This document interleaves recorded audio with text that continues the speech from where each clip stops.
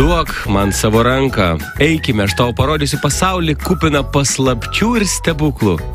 Bet klausyk, tu mane vedi prie šaldytuvo? Taip. Koks viliojimas gražus. Gerai.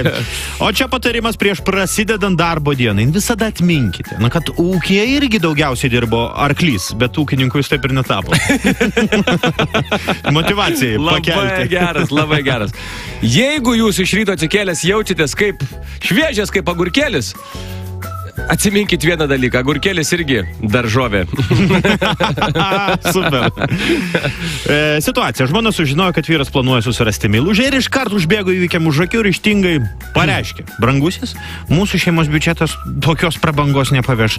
Geriau aš susirasiu meilužį, tai vis vienas kitas euras liešnas į namus. Dar vienas apie politiką, ekonomiką. Valdantieji teigia, kad ekonomika stiprėja, bet visuomeniai šansų išgyventi vis dar yra. Geras. Toks subtilus, labai muzikinis. Kuo skiriasi rockeris nuo džiazmeno?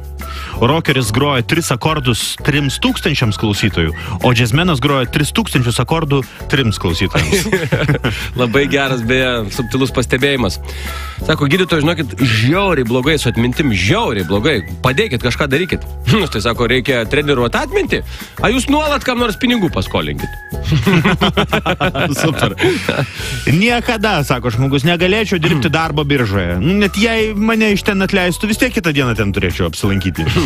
Kelių policijoje buvo išaiškinta neįtikėtina byla ir prieita prie išvadų. Buvo klausimas, kas yra kaltas, jeigu gatvėje susidūrė Porsche ir Lamborghinis? A žinai? Kas?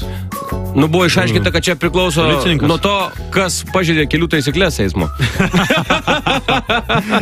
Eik tu savo. O, paradoksalu, bet žinokite, taip. Na ir dar vienas toks emailinis anekdotas.